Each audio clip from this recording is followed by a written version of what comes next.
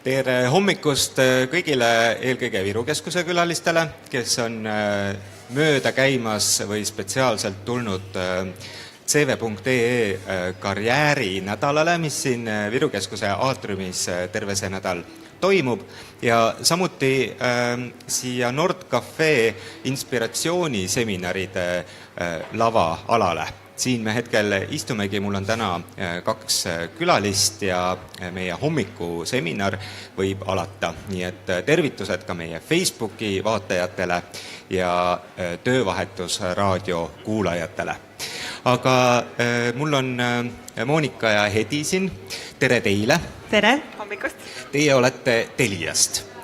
Mida teie teete Telias selleks, et ennast inspireerida? Kuna meil on siin inspiratsiooniseminar, siis on teil endal isiklikult mõni selline tegevusnipp, mida te iga päev teete, et minna tööle ja olla inspireeritud?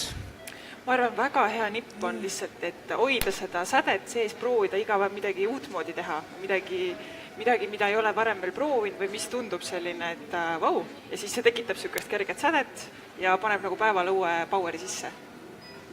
Kindlasti minu jaoks hästi inspireeriv on teha koostööd inimestega, kes on ise sellised säravad ja usuvad sellesse, mida nad teevad ja armastavad oma tööd. Et nendega koostöö tegemine, nendega kohtumine, nendega suhtlemine annab hästi palju inspiratsiooni ja motivatsiooni. No, meil on teema, et töökoht, kus sa muudad maailma. Ja ma arvan, et väga paljud inimesed, kes vaatavad, kuulavad, mõtlevad, et see on jälle üks järjekordne selline pehmode teema, et no mis maailma ma seal tööl nüüd, ma käin raha teenimas ja tööpäevad on pikad ja rasked, et kuidas sellega siis ikkagi on, et kuidas on võimalik maailma muuta muu hulgas, et töö saaks ka tehtud? Päris mitmel viisil on ju, et tegelikult ongi see, et ma muudan maailma oma tööga, selles mõttes see valdkond, see töö, mida me teeme, on selline, mis on hästi maailma muutev. Pluss ka sellised pisikesed nüansid, mida iga inimene saab siis ise mõelda, otsustada, et see on see minu koht, ma tahan sinna kaasa tulla, seda teha, seda proovida. Et jah, hästi nõus olen Monikaga, et üks pool on see, millest me saame pärast ka mõned võib-olla head näited tuua, kuidas inimesed päris oma tööga seonduvalt saavad maailma paremaks muuta, aga lisaks sellele on ka võimalus kõikidel töötajatel Telias näiteks ja ma tean ka mitmed teised suuremad ettevõtted Eestis pakuvad seda võimalust, et tööandja, antud juhul siis näiteks Telia, annab töötajatele võimaluse oma tööajast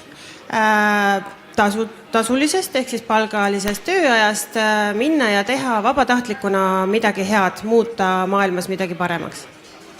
Kuidas see reaalses elus välja näeb? Kas teil on mingi saadik, kes käib piitsa ja präänikuga mööda Telia maju ringi mööda Eestit ja utsitab inimesi takka, et minge nüüd head tegema, et me maksame selle päeva teile kinni? Päris nii see ei ole, et meil on selle jaoks tegelikult olemas täitsa eraldi selline veebiportaal, kus on siis üleval erinevad meie heategevuslike partnerite poolt pakutud võimalused, mida inimesed saavad teha. Ja lisaks see toimib ka nii, et iga inimene, kui ta näeb kuskil, et on vajadus midagi paremaks muuta, ta saab lisada selle võimaluse ka sinna. Ja siis, kui kõik need kolleegid, kellel on siis soovi oma tööajast või ka vabast ajast panustada ühiskonda, siis nad lähevad sinna veebilehele. See on sisuliselt natuke nagu CV Online heas mõttes, selles mõttes, et sa näed kõiki neid võimalusi, kuhu sa saad panustada. Kui midagi sind kõnetab, seda ma tahaksin teha, siis sa vajutadki sinna, et jah, mina liitun selle algatusega ja see, kes selle siis on korraldanud, see kolleeg võtab suga ühendust, kutsub sind juba kaasa ja saadki osa võtta. No kui aktiivne see siis tegelikult on, et kas te olete suutnud kõigini viia selle mõtteviisi, et võtta see üks tund või üks päev või üks tegu ja tee midagi head? Ma arvan, et see on tegelikult hästi seotud sellega, et me teeme seda niikuinii iga päev. Et me reaalselt, et need on need väikesed asjad, me lihtsalt peame neid rohkem märkama, et see ongi see sama asi. Lihtsalt, et nüüd tuleb seda nagu tõesti nagu teadvustad, ma ju tegelikult teen seda, okei. Ja kui palju me kõik koos teeme seda ja kui palju sellest nagu kogu mõttes panust ja kogu see ühiskonna parandamine sealt välja tuleb. Aga me alustasime sellega sel kevadel ja tänaseks on juba üle 500 Telia töötaja tegelikult leidnud omale algatuse, et ligi 400 nendest on juba midagi ära teinud, osad on nii-öelda kirja pannud ja kohe-kohe tulemas asjadele, kus nad siis osalevad ja kus nad vabatahtlikuna panustavad. No mina hiljuti võtsin kutsika, andsin talle kodu ja nüüd naabrinaine hetkel teeb head ja hoiab mu kutsikat, sest mina siin viin teiega intervjuud läbi ja töömessi ja päevad on pikad, aga kas sellised asjad lähevad ka kirja, et sa päästad ühe looma ära ja annad talle kodu või mis on hea tegu, et kirjeldame seda natuke lahti, et inimesed saaks paremini aru? Kuna Telia toimib just digitaalse maailma edendajana, ehk siis see valdkond, kus me töötame, panustab just digiühiskonda, siis me oleme leidnud, et kõige nagu mõistlikum ja parem on see, kui ka see vabatahtlik tegevus, mida meie töötajad teevad, ühte või teist nurka pidi panustab digiühiskonna edendamisse. See tähendab seda, et jah, selline koeraga tegelemine näiteks päris selle vabatahtlikkuse alla meie ettevõttes ei lähe. No kui ma õpetan koerale tahvelarvuti kasutamise selgeks, siis ilmselt juba läheb, jah? See võiks minna, aga veel parem oleks see, kui sa läheksid näiteks kodutute koerte varjupaika ja aitaksid neil teha näiteks Facebooki lehe, kus need koerad paremini välja paistaks või näiteks digireklaami strateegia sina kui turundusinimene. Et selliseid võimalusi on hästi palju. Meie inimesed on käinud küll tõesti eakate päevakeskuses eakatele õpetamas täpselt nutiseadmete kasutamist, on käinud koolides või koole kutsunud meile külla ja aidanud lastel näiteks kooditundi läbi viia või rääkinud lastele küberkiusamisest, aga on ka väga palju erinevaid viise, kuidas tegelikult saab panustada nii isiklikult kui ka mida inimesed on leidnud, et on veel ägedam, on minna ja teha midagi koos tiimiga. Ma seda just tahtsin küsida, et kas üksi võib ka minna ja teha midagi digitaalselt head või tuleb alati sõbrad kampa või kolleegid kampa võtta, et ma saan aru, et mõlemad on võimalik. Jaa, absoluutselt, lihtsalt kambas on ju veel toredam, et muidugi üksi minnes saad sa sealt leida uusi sõpru, uusi tuttavaid, kõik vanad töökaaslased, uued töökaaslased, et see kohtumine uute inimestega on kahtlemata see. Aga loomulikult tiimiürituste puhul, et lihtsalt võtta nagu meeskond kokku, üks väga hea näide oli meil siin digiteerimiskeskusega, et Rahvusraamatukogu digiteerimiskeskuses käis siis üks meie 20-liikmeline grupp. Nad olidki üks tiim ja et nüüd teeme nii, et digiteerime ära kõik laste noorte teadmike kogumikud, et need olid kokku tegelikult üle 4000 faili ja sellest oli väga suur abi. Mahukas töö ju. See võttiski tegelikult kammaga minnes üks päev, et kokku võttes, et minna tiimiga ja lihtsalt teha päris suure panuse.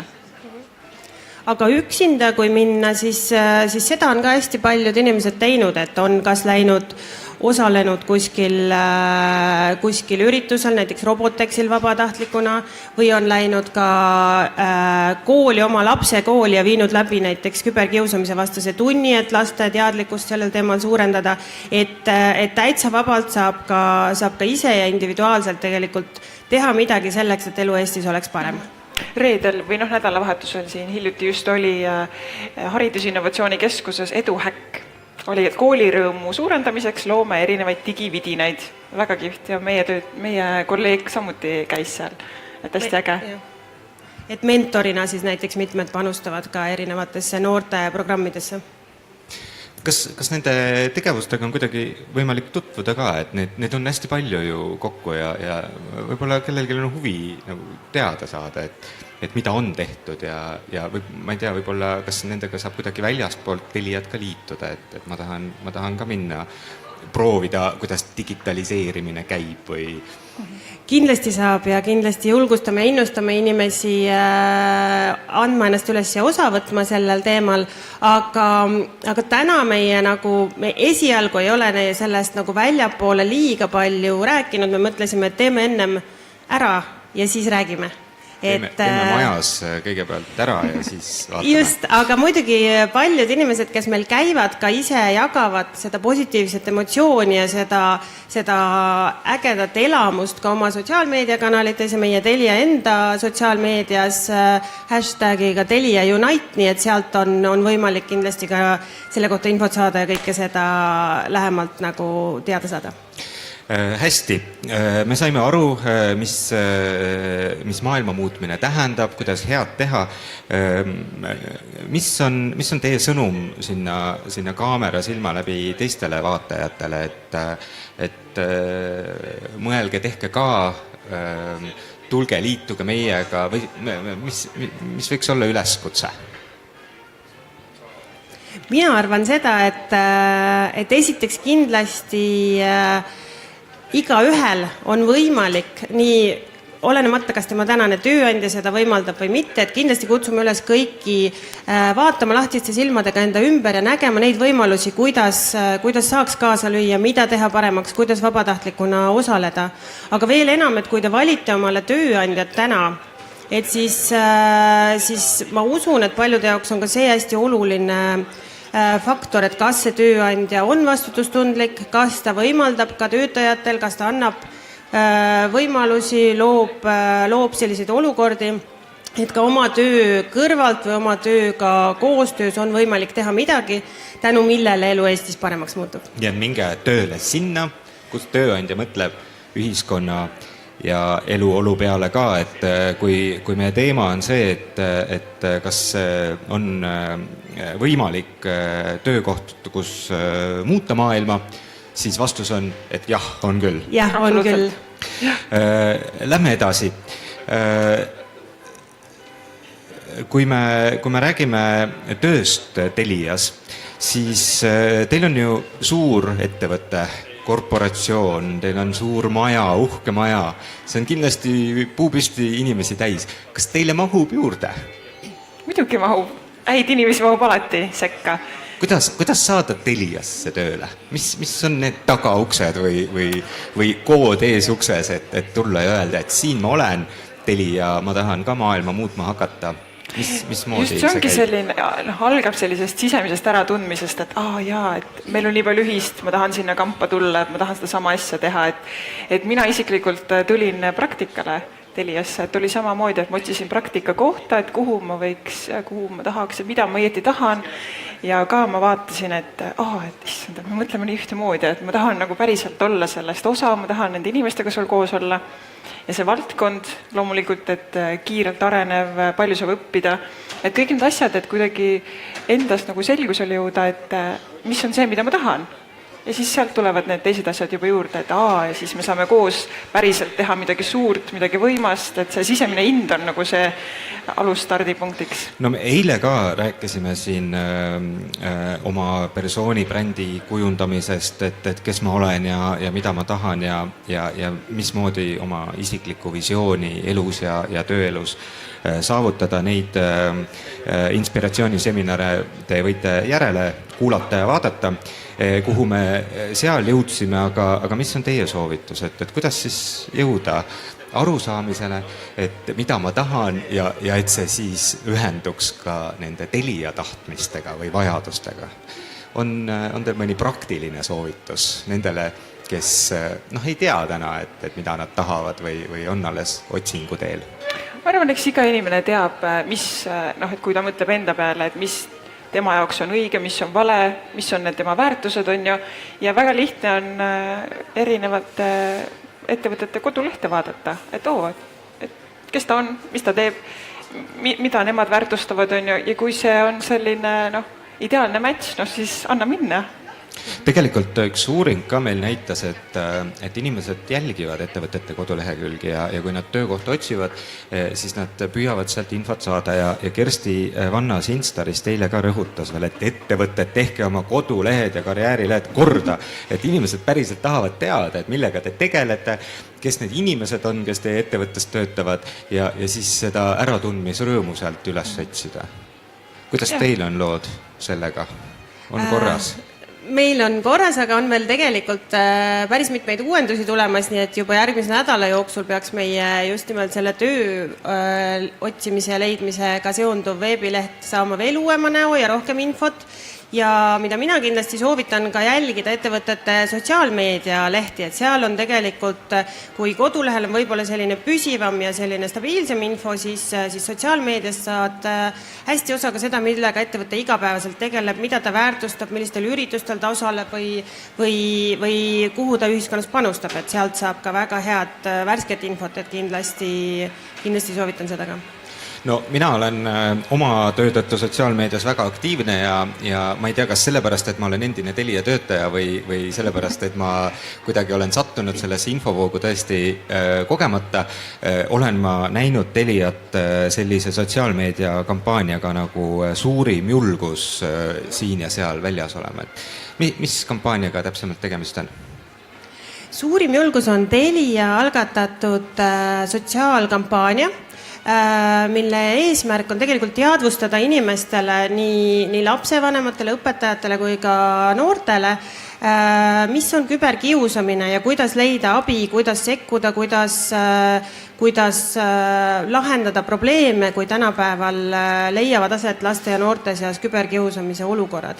Küberkiusamine iseenesest on internetis siis aset leidev kiusamise vorm, see on ka üks vorm koolikiusamisest ja uuringud ütlevad, et tänapäeval iga 4. laps on kokku puutunud internetikiusamisega, nii et see on väga, väga suur number ja sellepärast, kuna see on seotud ka selle valdkonnaga, kus me Teliana tegutseme, siis me leidsime, et see on hästi oluline vastutus meie jaoks, et see teema saaks tänapäeval, et inimesed saaksid rohkem teadlikuks sellest ja samamoodi, et siis lapsi ja noori julgustada ka neid, kes kiusatakse abi otsima, aga ka neid, kes pealt näevad, siis neid ka sekkuma ja pöörduma siis õigetesse kohtadesse. Et selleks meil on lisaks kampaaniale, mis on siin septembris-oktoobris kestnud, on ka selline kodulehekülg nagu www.suurimjulgus.ee. Seal on hästi palju infot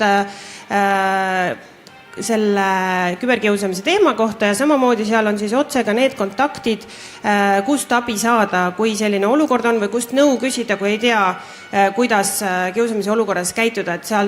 Ja seal on lisaks ka selline otse live chat, kus täitsa anonüümselt ja tasuta on võimalik siis kirjutada see olukord, mis on siis kas enda lapsel või sõbral või tuttaval või iseendal ja professionaalsed siis lasteabi nõustajad, psühholoogid annavad seal siis ka kohe laivis nõu ja abi.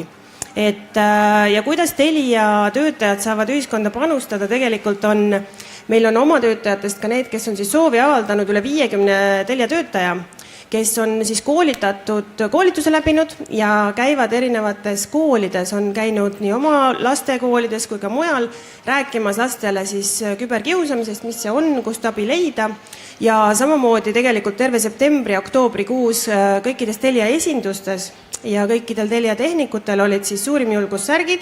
Siin on ka üks näide. Ja ma just vaatasin, et Monikal on särk seljas.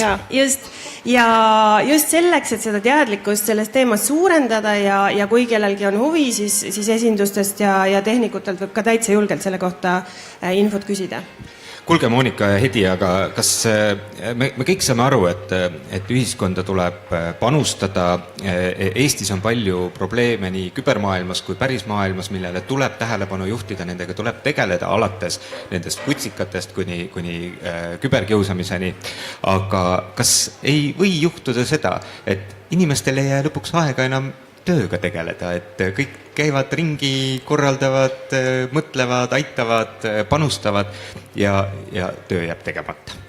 Ma arvan, et need saab väga hästi kokku siduda. usun küll, et selles ei ole teemat. ja ma arvan ka, et see vähemalt tänaseni ei ole kindlasti probleem olnud, pigem on vastupidi, et kui need inimesed, kes on saanud vabatahtlikult panustada, on saanud sealt väga hea kogemuse, uue võimaluse, midagi teistsugust proovida, võib-olla oma tavatöö rutiinist välja murda, et siis nende jaoks tegelikult see igapäevane töö läheb ka lihtsamalt ja paremini ja võib-olla nad on selle võrra hoopis rohkem innustunud ja motiveeritud. Nii et ettevõttena seda kindlasti ei kardaks. Väga hea. Sest töönädalas on ju ikka kindel arv tunde, kas need on töötunnid või heategevuse tunnid, vahet pole. Aga kas teie ise olete küberkiusatud olnud kunagi? Teate te enda elust hetke, kus te nüüd selle kampaania raames mõeldes eriti veel olete aru saanud, et see on mind ka puudutanud? Võib-olla küberkius mul otseselt praegult ei seostugi, aga eks see kiusamisega ikkagi, et kui on klassis olnud, et siis ma olen küll märganud, et oi, et kuidagi see küberkiusu teema on hästi laiem teema, et nagu tutvustav klippki tegelikult ütleb, et kui tavaliselt, ütleme, see kiusamise ajal me mõtlesime, et koolis toimus, lähed koju, saad puhata, on ju natukene, siis jälle hakkab koolis seesama jama pihta, et küberkius on selles mõttes veel hullem, et see on 24/7 ja see ongi seal kübermaailmas. Ei tunne piire, et see tegelikult teeb veel selleks veel eriti sellise hullu ja tohutult suure probleemi.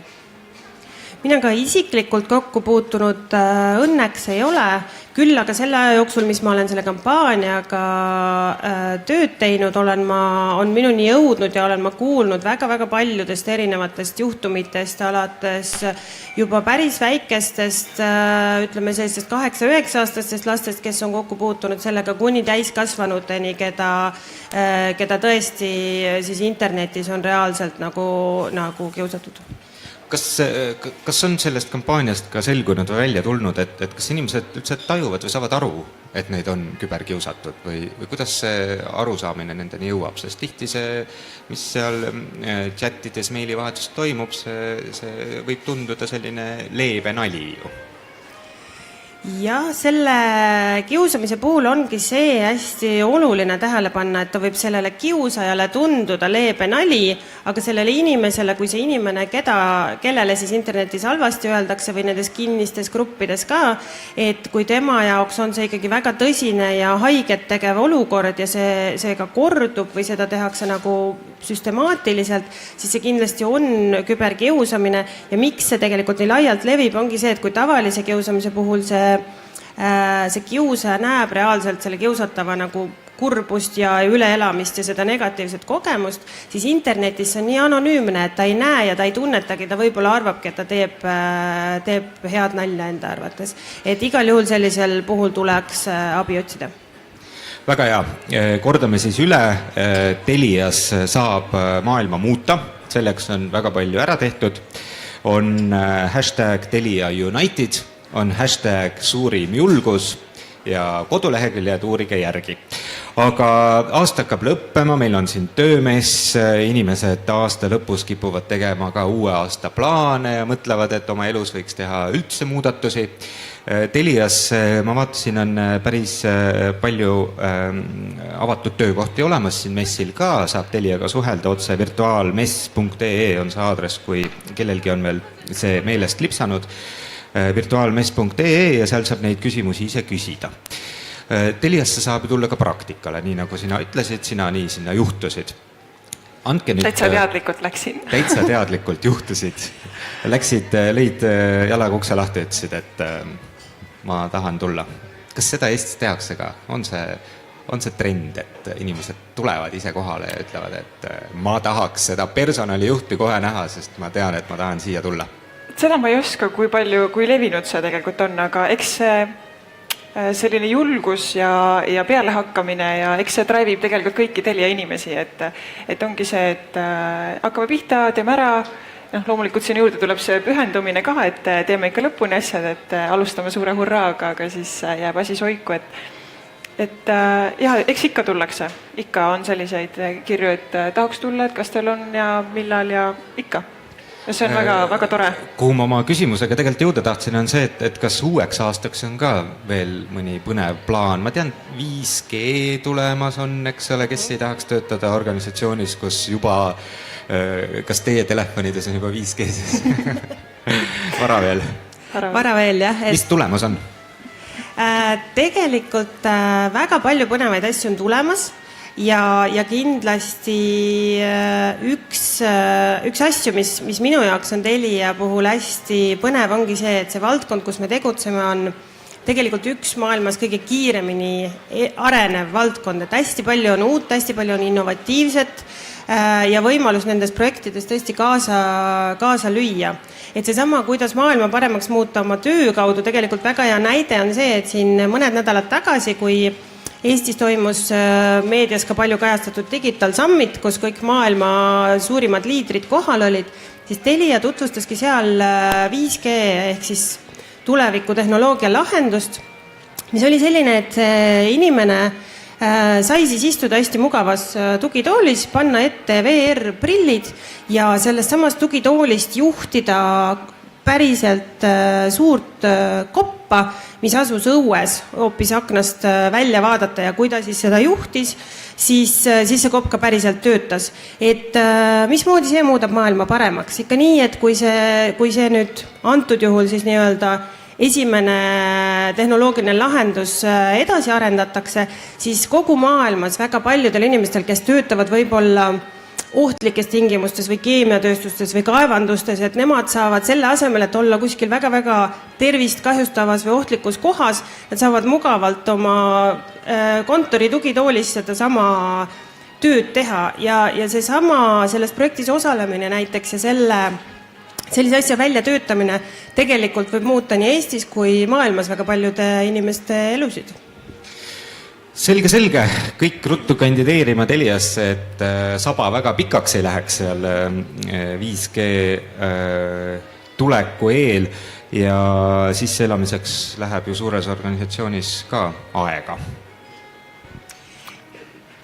Oleneb inimesest, et kindlasti me pakume abi ja tuge ka sisseelamisel ja uue töötaja koolitusi, et kindlasti on see selline sõltuvalt inimesest, kui kiiresti see sisseelamine läheb, aga igal juhul võime lubada, et meil on põnevaid, toredaid, häid kolleege, kes aitavad sisse elada.